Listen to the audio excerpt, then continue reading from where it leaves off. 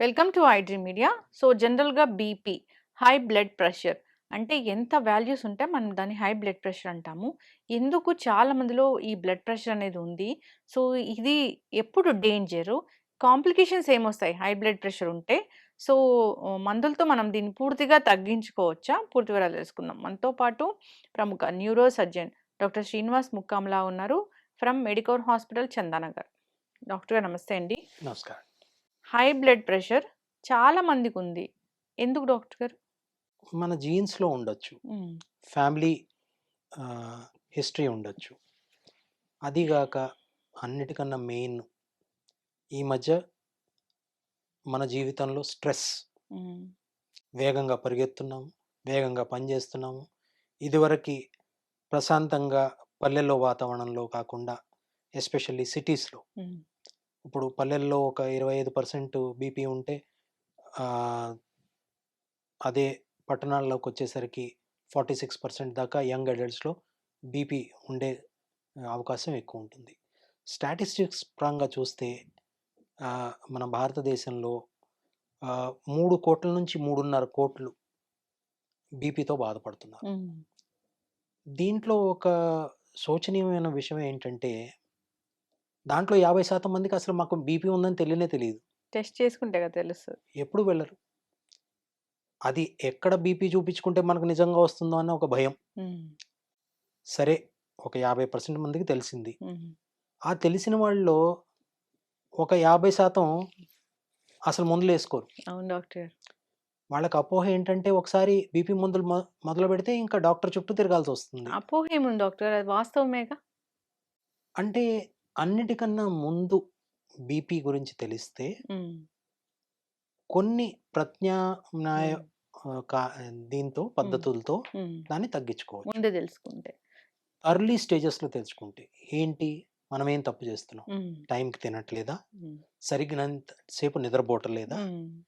మరీ ఎక్కువ ఉప్పు వాడుతున్నామా? హ్మ్. మనం ఏమనుకుంటాం ఉప్పు అంటే మన కళ్ళ ముందు ఏసుకున్న ఉప్పు అనుకుంటాం. హ్మ్. కాదు. హ్మ్. చిప్స్‌లో, లేస్‌లో, కుర్కురేలో, హుహు. సోయ్ సాస్‌లో, టొమాటో సాస్‌లో వీటిలన్నిటిలో కనిపించకుండా బోలెడంత సాల్ట్ ఉంటుంది. ఉప్పుంది. సో, అలా చేస్తున్నామా? ఊబకాయం పెరిగిపోయిందా? ఇష్టం వచ్చినట్టు బయట తిళ్ళే తింటున్నామా? అసలు ఇంట్లో తింటలేదా? హ్మ్. సో, వీట్ మద్యపానం, హ్మ్. ధూమ్రపానం ఈ మధ్య మళ్ళీ ఫ్యాషన్ అయిపోయినాయి. ఒక 2 శతాబ్దాలు తగ్గినా మళ్ళీ ఫ్యాషన్ అయిపోయినాయి. యెస్. ఇవన్నీ ఆ సెకండరీ కారాలు మనం తగ్గించుకుంటే, ప్లస్ మన జీవన శైలిలో యోగా, మెడిటేషన్ లాంటివి యాడ్ చేస్తే డెఫినిట్‌గా ఎర్లీ స్టేజెస్‌లో బీపీ కంట్రోల్ చేయొచ్చు. డాక్టర్ గారు అసలు హై బ్లడ్ ప్రెషర్ అంటే ఎంత ఉంటే అది మనం అంటాము వాల్యూస్? అమెరికన్ కార్డియాలజీ అసోసియేషన్ రెగ్యులర్‌గా గైడ్‌లైన్స్ తీస్తూ ఉంటుంది. హ్మ్. అలా చూస్తే చిన్నతనంలో పుట్టినప్పుడు 60/20 నుంచి చూసుకుంటే హ్మ్. ఒక 60+ ఇయర్స్, 70 ఇయర్స్ వచ్చేసరికి 140/90 వరకు నార్మల్. ఇది వయసుతో పాటు న్యాచురల్‌గా ఒక క్రమంలో పెరిగే బీపీ. ఇది నార్మల్. ఇప్పుడు 40 years young male or female 40 years male or female ఉన్నారు. హ్మ్. వాళ్ళకి ఎంత బీపీ ఉంటది నార్మల్ అన్నట్లు? జనరల్లీ ఫీమేల్స్‌కి బీపీ కొంచెం తక్కువుంటుంది. హ్మ్. అమెరికన్ కార్డియాలజీ అసోసియేషన్ ప్రకారం నార్మల్ బీపీ 120/80 కన్నా తక్కువుండాలి. హ్మ్. ఇది 0 అనుకుందాం. ఆ తర్వాత స్టెప్ 1, స్టెప్ 2. హ్మ్. స్టెప్ 1లో 121 నుంచి హ్మ్. 130 వరకు. హ్మ్. 129 వరకు యాక్చువల్లీ. హ్మ్. అలాగే కిందది 81 నుంచి 89 వరకు. దీన్ని స్టెప్ 1 అంటారు. అంటే first stage. First stage. Oh! BP వచ్చినట్లే. ఆ! హ్మ్. సెకండ్ స్టేజ్ దీని గురించి ఇంకొంచెం మాట్లాడుకుందాం. ఎందుకు ఇవి స్ట్రిక్ట్ కంట్రోల్ అని. హ్మ్. సెకండ్ స్టేజ్‌లో 130 దాటి 140 వరకు. హ్మ్. అలాగే కిందది 90 దాటితే. హ్మ్. 140/90 దాటితే సెకండ్ స్టెప్ అనుకుందాం. హ్మ్. కొంతమందికి డైరెక్ట్‌గా సెకండ్ స్టెప్‌లోనే బీపీ తెలుస్తది. హ్మ్. ఎందుకంటే ఎప్పుడు మెజర్ చేసుకోలేదు. ఆ! మెజర్ చేసుకోవటం చాలా అవసరం. హ్మ్. ఈ మధ్య 10, 12 సంవత్సరాల పిల్లలకి కూడా బీపీ వస్తోంది. హ్మ్. చాలామంది ఏమనుకుంటారంటే బీపీ వస్తే తలనొప్పి వస్తుంది కదా! లేకపోతే తల తిరుగుతుంది కదా! నాకు తెలిసిపోతుంది ఏదో అనుకుంటారు. సింప్టమ్స్ ఉంటాయి గదా! అన్‌ఫార్చునేట్‌లీ 90% కన్నా ఎక్కువలో అసలు సింప్టమ్సే ఉండవు. హ్మ్. ఒక్క బీపీ సింప్టము. ఒక్క సింప్టమ్ గూడా ఉండదు. హ్మ్. బీపీని సైలెంట్ కిల్లర్ అంటారు. అన్‌ఫార్చునేట్‌లీ లాస్ట్ స్ నెలలో ఇద్దరు డైరెక్ట్‌గా 30-45 సంవత్సరాల మధ్యలో ఉన్నవాళ్ళు డైరెక్ట్‌గా 220 బీపీతో వచ్చి మా హాస్పిటల్‌లో చనిపోవడం జరిగింది. అమ్మో! Silent killer. 220 వరకు వెళ్ళేదాకా తెలీదా? వాళ్ళకి తెలియలేదు. హ్మ్. బ్రహ్మాండంగా పని చేసుకుంటున్నారు. అలా అని వాళ్ళకి ఏ దురలవాట్లు లేవు. హ్మ్. వాళ్ళ ఫ్యామిలీకి ఒక్కళ్ళే బ్రెడ్ విన్నరు. దురదృష్టకరం. అందుకనే నాకివాళ దీని గురించి మాట్లాడాలనిపించింది. హ్మ్. ఒక జీవితం మనం ఇవ్వలేము. హ్మ్. And high blood pressure is completely preventable. హ్మ్. దాని నుంచి హార్ట్ అటాక్ కావచ్చు, పక్షవాతం కావచ్చు, ఇంకేదైనా రోగం కావచ్చు. వీటిలన్నిటి నుంచి మనం బయటపడొచ్చు. హ్మ్. జస్ట్ ఒక simple hmm. BP check, BP control. BP check ఎప్పుడు జేసుకోవాలసలు ఇంట్లో అయితే? జనరల్లీ స్కూల్లో మెడికల్ క్యాంప్స్ అయినప్పుడు కూడా బీపీ చెక్ చేయటం అవసరం. హ్మ్. ఇది అందరికీ చెప్పాలి. హ్మ్. ఒక 30 సంవత్సరాలు, 25 సంవత్సరాలు దాటిన తర్వాత ఈ మధ్య చాలా హ్మ్. స్ట్రెస్ పెరిగిపోయింది కాబట్టి, ప్రతి సంవత్సరం ఒక్కసారన్నా బీపీ చూడటం అనివార్యం అయిపోయింది. హ్మ్. నేను ఆర్మీ నుంచి రిటైర్ అయ్యాను. ఆర్మీలో ఒక 30 సంవత్సరాల తర్వాత ప్రతి 5 సంవత్సరాలకి ఒక 45 సంవత్సరాల దాకా రెగ్యులర్ యాన్యువల్ మెడికల్ చెకప్ ఉంటుంది. ఆ తర్వాత ప్రతి 2 సంవత్సరాలకి ఒకసారి ఉంటుంది. 50 దాటిన తర్వాత ప్రతి సంవత్సరం ఉంటుంది. హ్మ్. కానీ ఈ మధ్య ఇది కూడా సరిపోయేటట్లేదు. హ్మ్. ప్రతి సంవత్సరం 25 దాటిన తర్వాత హ్మ్. డెఫినిట్‌గా బీపీ చూసుకోవాలి. ఏదన్నా పిల్లలు తలనొప్పితో వాటితో బాధపడుతుంటే డెఫినిట్‌గా బీపీ చెక్ చేయించుకోవడం బెటర్. ఫ్యామిలీ హిస్టరీ ఉందంటే చిన్న పిల్లల నుంచే చూసుకోవడం మొదలుపెట్టాలి. 10, 12 సంవత్సరాల నుంచి. బీపీ చూడటం ఎలా? ఇదో పెద్ద ఇది. హ్మ్. డాక్టర్ దగ్గరికెళ్లి చూపించుకోవాలా? హ్మ్. పక్కనున్న నర్స్‌తో చూపించుకుంటే ఓకేనా? హ్మ్. లేపోతే ఎలక్ట్రానిక్ బీపీ అపారటస్‌తో చూపించుకోవచ్చా? రెగ్యులర్‌గా బీపీ మానిటర్ చేయటానికి ఎలక్ట్రానిక్ బీపీ అపారటస్ సరిపోతుంది. కానీ ప్రాబ్లమ్ ఏంటంటే 1, 2 సంవత్సరాల్లో ఈ ఎలక్ట్రానిక్ బీపీ అపారటస్ దాని మీద ఉన్న ప్రెషర్ సెన్సార్ పాడైపోతుంది. హ్మ్. కొన్ని వందల సార్లు బీపీ చూసిన తర్వాత అది ఇంక పనిచేయటం మానేస్తుంది. అంటే 2 ఇయర్స్‌కి తీసి పడేయాలా? 2 ఇయర్స్‌కి మీరు అడపాదడపా నెలకొకసారి వాడుకున్నారంటే వాడుకోవచ్చు. హ్మ్. దీనికొక దారి ఉంది. మీ దగ్గరున్న బీపీ మెషిన్‌ని హ్మ్.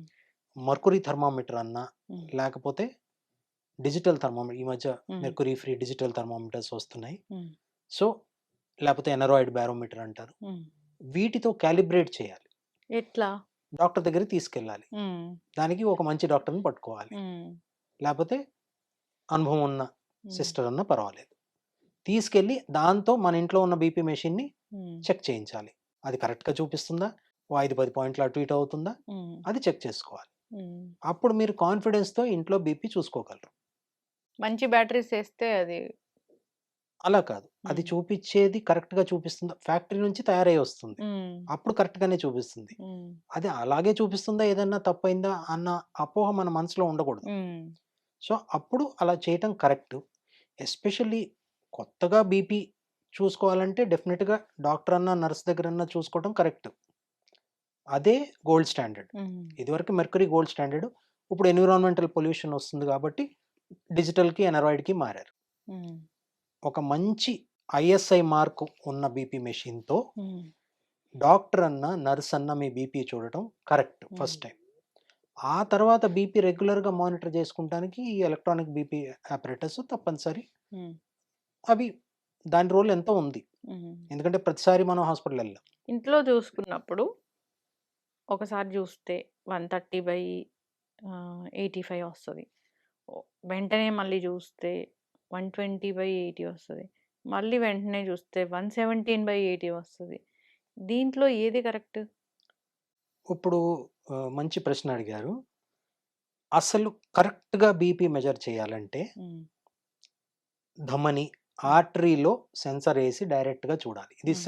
సెకండ్‌కి మన బీపీని చెప్తుంది. హ్మ్. ఇదే కరెక్ట్.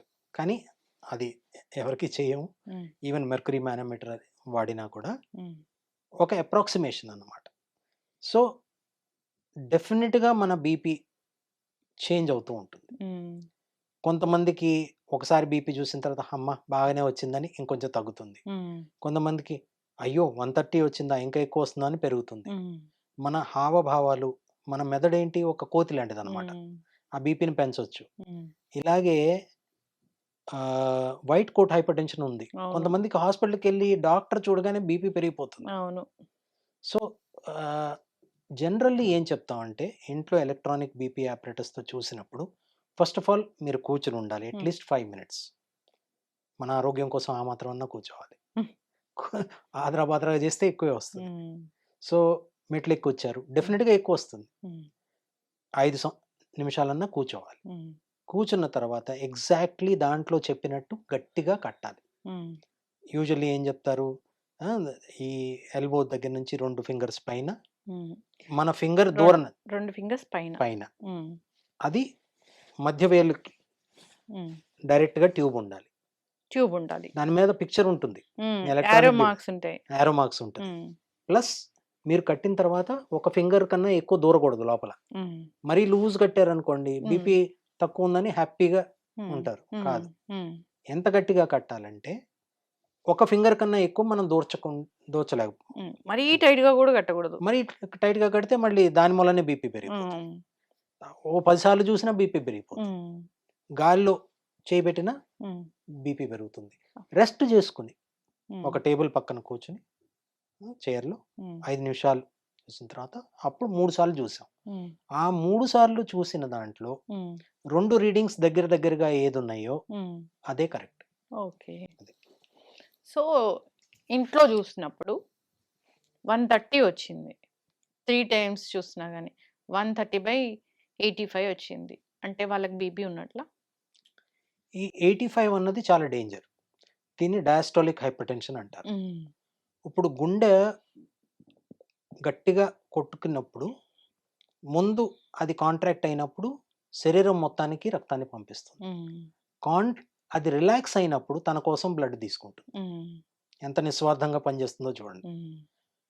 ఈ 80 కన్నా ఎక్కువ బీపీ ఉన్నప్పుడు హార్ట్‌కొచ్చే దాంట్లో రక్తంలో ప్రాబ్లమ్ వస్తుంది. హ్మ్. సో, డయాస్టోలిక్ బీపీ అన్నది ఒక డిసీజు. ఒక మంచి కార్డియాలజిస్ట్ దగ్గరికి డయాస్టోలిక్ బీపీ గురించి చూపించుకోవడం కరెక్ట్. హ్మ్. టాబ్లెట్స్ వాడాల్సిందే. మళ్ళీ తిరిగొచ్చి లైఫ్ స్టైల్ చేంజెస్ నుంచి మొదలయ్యి హ్మ్. అసలు ఏంటి కారణం? ఎందుకయింది? డయాస్టోలిక్ బీపీ కొంచెం తిరకాసు విషయం. డెఫినిట్‌గా కార్డియాలజిస్ట్‌ని సంప్రదించడం మంచిది. హ్మ్. కింద బీపీ లెవెల్, డయాస్టాలిక్ లెవెల్ అంటే అది ఖచ్చితంగా ఒట్టి డయాస్టోలిక్ లెవెలే పెరిగితే హ్మ్. అది డయాస్టోలిక్ హైపర్‌టెన్షన్. పైన ఉన్నది సిస్టాలిక్ అంటారు. హ్మ్. 130 నార్మలే ఉంది. హ్మ్. కిందదే పెరుగుతోందంటే మళ్ళీ మనం అది ఎక్కువ హ్మ్. క్షుణ్ణంగా పరిశీలించాలి. అది కార్డియాలజిస్ట్‌ని కలవడం కరెక్ట్. హ్మ్. ప్రాబ్లమ్ ఉన్నట్లే. ఉన్నట్లే. యెస్. చక్కగా చెప్పారు డాక్టర్ గారు. ఇప్పుడు ఈ బీపీ 140/90 ఉంది. ఇప్పటికీ ఉంది అంటే అప్పుడు మనం ఖచ్చితంగా డాక్టర్‌ని సంప్రదించాల్సిందే. కంటిన్యూయస్‌గా అలాగే వస్తుంది. 140, 90 ఉంటే ఇంక దారే లేదు. హ్మ్. వెళ్ళటమే కరెక్ట్. ఆఫ్‌కోర్స్ ఏజ్‌తో ప్రకారం. హ్మ్. దీంట్లో డేంజర్ ఏంటంటే మన బ్రెయిన్ ఒక 180 దాకా తట్టుకోగలదు. హ్మ్. 180 సిస్టాలిక్ కన్నా ఎక్కువైందనుకోండి హ్మ్. తలలో బ్లాస్ట్ అయ్యే అవకాశం ఉంది. హ్మ్. లేపోతే పక్షవాతం వచ్చే అవకాశం. చాలామంది అనుకుంటారు బీపీ ఎక్కువైతే ఊరినే బ్లాస్ట్ అవుతుందనుకుంటారు. హ్మ్. కాదు. హ్మ్. ఈవెన్ గడ్డగట్టి హ్మ్. పాడయ్యే రోగాలు కూడా వస్తాయి. ఇస్కిమిక్ స్ట్రోక్ గూడా వస్తుంది. 180, 160 అసలు దాటకూడదు. అంటే 140 దాటకూడదు. 130, 80 ఉంటే మంచిది. 130, 80 ఉంటే మంచిది. మంచిది. ఓకే అనుకోవాలి. ఆ! ఇంకా అంతకన్నా తక్కువ ఉన్నా మంచిది. కొంతమందికి చాలా తక్కువుంటుంది. హ్మ్. ఎన్నో సంవత్సరాల క్రితం ఆహ్, బియాన్ బోర్గ్ హ్మ్. చాలా ప్రసిద్ధ టెన్నిస్ క్రీడాకారుడు. తనని ఐస్ బోర్గ్ అనేవాళ్ళు. హ్మ్. ఎందుకంటే తన రెస్టింగ్ బీపీనే 60/40. అబ్బా! సో, అది కూడా నార్మలే. హ్మ్. కానీ ప్రపంచవ్యాప్తంగా ఉన్న ప్రమాణికాల ప్రకారం 120, 80 మాక్సిమం 130, 80నే హ్మ్. కరెక్ట్. మాక్సిమం 130, 80 అంతకన్నా ఎక్కువ ఉంటే పెరుగుతుంది పక్కా అన్న డాక్టర్‌ని సంప్రదించడం కరెక్ట్. దీంట్లో కొన్ని మళ్ళీ హ్మ్. నేను చెప్తాను. బీపీ వచ్చింది. హ్మ్. సరే ఇంక డాక్టర్ దగ్గరికెళ్లరు హ్మ్. బెరుకుతో. హ్మ్. ఎక్కడ టాబ్లెట్స్ పెంచేస్తారు అని. హ్మ్. హ్మ్. స్వయంగా ట్రీట్మెంట్ తీసుకోవడం మొదలు. హ్మ్. ఉప్పు అసలు పూర్తిగా మానేస్తారు. చప్పకూడు తినటం. వాళ్ళు చప్పకూడు తినడంతో మిగతా ఫ్యామిలీ మెంబర్స్‌ని కూడా ట్రబుల్ చేసి వాళ్ళు కూడా చప్పకూడు తినేటట్టు చేయటం. హ్మ్. హ్మ్. ప్రాబ్లమ్ ఏంటంటే ఒక మినిమల్ లెవెల్ ఉప్పు తినకపోతే మనకి హైపోనైట్రీమియా అన్న రోగం వస్తుంది. హైపోనైట్రీమియా నార్మల్‌గా sodium level 135-145 millimole per litre. 125 కన్నా తక్కువైతే నీరసం, హ్మ్. Muscle cramps. హ్మ్. 120 కన్నా తక్కువైతే అప్పుడప్పుడు ఫిట్స్ రావటం. హ్మ్. 115 కన్నా తక్కువైతే కోమాలోకెళ్ళిపోవటం. హ్మ్. పెద్దవారిలో అన్నిటికన్నా కామన్ కారణం హ్మ్. పడిపోవటం తప్ప. హ్మ్. ఐసీయూలోకి రావడానికి కారణం హైపోనైట్రీమియా. హ్మ్. వాటర్ థెరపీ అని ఒకటి మొదలుపెడతారు. ఇష్టం వచ్చినట్టు వాటర్ తాగేస్తారు లీటర్లు, లీటర్లు. హ్మ్. ఆ! ఆ తర్వాత ఉప్పు గూడా సున్నా. అసలుండదు. సో, హైపోనైట్రీమియా అన్నిటికన్నా కామన్ కారణం పెద్దవాళ్ళు హ్మ్. అడ్మిట్ అవ్వటానికి. సో, ఉప్పు మోతాదు ఎంత ఉండాలి? దీంట్లో ఇంకా అమెరికన్ కార్డియాలజీ అసోసియేషన్ మిగతా వాళ్ళు కొట్లాడుకుంటున్నారు. గైడ్‌లైన్స్ ఏంటంటే, ఒక రోజుకి 1.5 గ్రామ్స్ నుంచి 2.5 గ్రామ్స్ మధ్యలో తీసుకోవాలని. హ్మ్. అమెరికన్ కార్డియాలజీ అసోసియేషన్ వాళ్ళు మరీ తక్కువ చెప్తారు. హ్మ్. 1.5 అంటున్నారు వాళ్ళు. కానీ అప్ టు 2.5 గ్రామ్స్ అంటే అర టీ స్పూన్ వరకు మనం సోడియం వాడొచ్చు హ్మ్. సేఫ్‌గా. కళ్ళ ముందు మనం ఏసుకోకూడదు ఉప్పు. ఓకే. ఉప్పు ఎక్కువగా ఉన్నవి మనం తినకూడదు. డాక్టర్ గారు ఇప్పుడు బీపీ టాబ్లెట్స్ రాసారు. ఏదైనా కారణం వల్ల బీపీ వచ్చింది. రాసినప్పుడు అది జీవితాంతం వాడాల్సిందేగా మరి? ఇప్పుడు దీంట్లో ప్రివెంటబుల్ కాజెస్ మన స్ట్రెస్ తగ్గితే చాలామంది అనుకుంటారు హ్మ్. స్ట్రెస్ ఎలా తగ్గుతుంది అని. నేను ఒక ఎగ్జాంపుల్ మీకు చెప్తాను. ఒక పేషెంటు రోజు 60 కిలోమీటర్ల పైకి, కిందకి ఢిల్లీ అనుకుందాం హ్మ్. చాలా కామన్. బాంబే అనుకుందాం చాలా కామన్. రోజుకి 60 కిలోమీటర్ల పైన, కింద. హ్మ్. జస్ట్ ఆ 60 కిలోమీటర్ల పైన, కిందకి ఎళ్ళకుండా ఎక్కడ పని చేస్తున్నాడో అక్కడ మారితే హ్మ్. పెద్ద స్ట్రెస్ తగ్గిపోతుంది. హ్మ్. ఇప్పుడు మనం బంజారా హిల్స్‌లో పని చేస్తున్నాము. అ అక్కడెక్కడో మన ఇల్లు బీరంగూడలో ఉంది. హ్మ్. అక్కడి నుంచి అక్కడికి మన ట్రాఫిక్‌లో ఎళ్తే హ్మ్. ఒకటేమన్నా ట్రాఫిక్కు, హ్మ్. రెండోదేమన్నా పొల్యూషన్. హ్మ్. అవసరమా?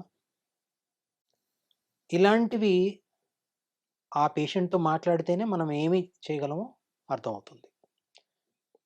ఒక 3, 4 నెలల క్రితం ఒక పేషెంట్ వచ్చాడు. వెరీ హైలీ ఎడ్యుకేటెడ్ హ్మ్. ఎంటర్‌ప్రెన్యూర్. 6 కంపెనీలు నడుపుతున్నాడు. హ్మ్. నిద్ర పట్టట్లేదు. హ్మ్. బీపీ 160. అమ్మో! నేనొక్కటే చెప్పాను. ఎంతో పెద్ద స్టీవ్ జాబ్స్ లాంటి వాళ్ళు, హ్మ్. జెఫ్ బెజోస్ లాంటి ఒక్క కంపెనీతో మొత్తం ప్రపంచాన్నే హ్మ్. ఏళ్తున్నారు. మీరు 6 కంపెనీలు నడపడం అవసరమా? మీరు ఆలోచించుకుని ఈ నెలలో మీకు అన్నిటికన్నా ప్రాఫిటబుల్ కంపెనీస్ చూసుకొని 3 వదిలిపెట్టండి అని చెప్పాను. హ్మ్. ఇంకేం టాబ్లెట్ ఇవ్వకుండా బీపీ నార్మల్‌కొచ్చేసింది. ఓహ్! గ్రేట్. సో, ఇవన్నీ పేషెంట్‌తో మాట్లాడితేనే తెలుస్తది. హ్మ్. ఇప్పుడు బీపీ వల్ల హెడేక్ ఒస్తది గదా డాక్టర్ గారు. అది ఎక్కడొస్తది? ఆ! తలలో? ఇది మీరు ఇదొక అపోహ ఇది. మనం సైలెంట్ అనమాట హ్మ్. బీపీతో. హ్మ్. హెడేక్ వచ్చింది అంటే మనకి డేంజర్. బీపీ మూలన తలలో స్ట్రోక్ వచ్చిందా? ఎటువైపు స్ట్రోక్ వచ్చిందో దాన్ని బట్టి అటువైపు నొప్పొస్తుంది. హ్మ్. బ్లాస్ట్ అయింది. చాలా డేంజర్. హ్మ్. 10, 15% స్ట్రోక్‌లో తలలో ఉన్న రక్తనాళాలు బ్లాస్ట్ అవుతాయి. హ్మ్. దీంట్లో మనం ఇంకేం చేయలేం బీపీ కంట్రోల్ చేయడం. అది ఒక ఓపెన్ ట్యాప్ లాగా అక్కడ కారుతూనే ఉంటది. మనం వెళ్లి దాన్ని తీసినా కూడా అప్పుడప్పుడు ఆగకపోవచ్చు. హ్మ్. ఇలాంటి దాంట్లో రికవరీ చాలా డేంజరు. హ్మ్. తొందరగా అవ్వదు. ఐసీయూలో ఎక్కువ రోజులు ఉండాల్సొస్తుంది. అందుకని బీపీతో తలనొప్పి వస్తుందన్నది మాత్రం ఎప్పుడు అది అబద్ధం. హ్మ్. ఓకే. యెస్. మధ్యలో ఇప్పుడు టాబ్లెట్స్ వాడుతూ మధ్యలో తగ్గిపోయే బీపీలుంటాయా? జనరల్లీ మధ్య వయస్కుల్లో హ్మ్. ఆర్టరీకి ఎండ్‌లో ఆర్టీరియోల్స్ అంటారు. హ్మ్. దానికున్న మాంసం గట్టిగా బిగుసుకోవటం మూలాన హ్మ్. సిస్టమిక్ హైపర్‌టెన్షన్ వస్తుంది. కొందరిలో పెద్దతనం వచ్చిన తర్వాత ఈ ఆర్టీరియోల్స్ కూడా ఒక ప్లాస్టిక్ పైపుల్లాగా మారిపోయి బీపీ తగ్గే అవకాశం ఉండొచ్చు. కానీ ఇంకా రీసెర్చ్ అవసరం దాని గురించి. పెద్దవాళ్ళల్లో బీపీ కంట్రోల్ చేయాలా అన్నది ఒక పెద్ద కాంట్రవర్సీ. కొన్ని అసోసియేషన్స్ ఏమంటున్నాయంటే ఇంటర్నేషనల్గా డయాబెటీస్ ఉంది, ముందుగానే బీపీ ఉంది, హార్ట్ డిసీజ్ ఉంది, డ్యూయల్ యాంటీప్లేట్లెట్స్ మీద ఉన్నారు, అలాంటి వాళ్ళకి 120 కన్నా తగ్గిస్తే మంచిది అంటున్నారు. కానీ దీంట్లో ప్రాబ్లం ఏంటంటే పెద్దవాళ్ళల్లో వయసు ప్రకారం 140 దాకా ఉండవలసిన బీపీ మనం ఆర్టిఫిషియల్గా తగ్గిస్తే తలకి కావాల్సినంత బ్లడ్ వెళ్తుందా, దాని మూలన తల తిరిగి వాళ్ళు పడిపోతున్నారా అన్నది కూడా ఒక కాంట్రవర్సీ. ఇంకా దీని గురించి తేలలేదు. ప్రతి పేషెంట్ని ఇండివిజువలిస్టిక్ అప్రోచ్తో వెళ్ళి డాక్టర్లతో సంప్రదించి బీపీ కంట్రోల్ ఎక్స్ట్రా చేయటం మూలన, స్ట్రిక్ట్ కంట్రోల్ చేయటం మూలన ఏదైనా సైడ్ ఎఫెక్ట్స్ వస్తున్నాయా అని కూడా మనం చూడాల్సి వస్తుంది. దీంట్లో ఏమన్నారంటే ఒక జే కర్వ్ లాగా ఉంటుంది. మరీ ఎక్కువ బీపీ ఉన్న డేంజరే, మరీ తక్కువ బీపీ ఉన్న డేంజరే. సో ఈ ఆప్టిమమ్ అన్నది ప్రతి పేషెంట్కి వేరే ఉంటుంది. ఇప్పుడు ఒక 25 ఇయర్స్ యంగ్ మేల్ ఉన్నారు అన్నప్పుడు వాళ్ళు ఖచ్చితంగా మేల్ ఆర్ ఫీమేల్ ఎవరైనా సరే ఇప్పుడు ఈ టైంలో 20 నుంచే వస్తుంది కాబట్టి 20 ఇయర్స్ ఆఫ్ ఏజ్ నుంచి వస్తుంది కాబట్టి వెళ్ళి ఒకసారి మాన్యువల్గా చెకప్ చేయించుకోవాల్సింది బీపీని. మీరు ఏ ఏజ్ గ్రూప్లో ఉండి ఇప్పుడు వరకు ఒక్కసారి కూడా బీపీ చూపించుకోలేదంటే ఇవాళే వెళ్ళి ఫస్ట్ టైం బీపీ చూపించుకోండి. This is a preventive and very easy and best step to take care of your life and health. ఇంట్లో చెక్ చేసుకోవచ్చు ఫస్ట్ టైం కూడా. మన పెద్దవాళ్ళ దగ్గర బీపీ మెషిన్ ఉందంటే మనం కూడా చెక్ చేసుకోవచ్చు. డౌట్ వస్తే అప్పుడు డాక్టర్ దగ్గరికి వెళ్ళేది. ఇప్పుడు ఫస్ట్ టైం చెక్ చేసుకుంటున్నారు బీపీ మెషిన్లో, ఎంత వస్తుంది అది నార్మల్ అన్నట్లు? 120/80 అంతే. అంతకన్నా తక్కువ వస్తే హ్యాపీ. 130 ఉంటే అప్పుడు బీపీలా కన్సిడర్ చేసి వెళ్ళాల్సింది. చక్కటి ఇన్ఫర్మేషన్ డాక్టర్ గారు బీపీ గురించి. మనం ఇంకా చాలా ఇన్ఫర్మేషన్ అనేది దీని గురించి షేర్ చేద్దాము, నెక్స్ట్ ఎపిసోడ్ చేద్దాము, ఒక మంచి పాడ్కాస్ట్ చేద్దాము బీపీ గురించి, వాటి టాబ్లెట్స్ గురించి, సైడ్ ఎఫెక్ట్స్, సో ఆపేయొచ్చా, కంటిన్యూ చేయాలా, ఇలాంటి వాటి గురించి అన్నీ చేద్దాం డాక్టర్ గారు. చాలా చక్కటి ఇన్ఫర్మేషన్ ఉంది. ధన్యవాదాలు. And for more videos, please subscribe to iDream. Please subscribe to iDream. Please subscribe iDream. And please subscribe to iDream. For more videos, subscribe to iDream. please like, share and subscribe to the channel. Congratulations, iDream. Subscribe to iDream. Subscribe to iDream. So subscribe to iDream Media. iDream ki iDream team andarki huge congratulations. Please subscribe iDream Media. Please subscribe to iDream. Subscribe iDream. Please subscribe to iDream. iDream అంటే నా కళల channel subscribe చేసుకున్న నోరు తిరుగుతలేదు, మీరైతే గంట గుర్తు కొట్టండి. For more such videos, please subscribe to iDream. Subscribe to iDream. Please subscribe to iDream. Please subscribe iDream Media. Please do subscribe to iDream. Please subscribe to iDream Media. For best entertainment and information, please subscribe iDream. And don't forget to subscribe to iDream.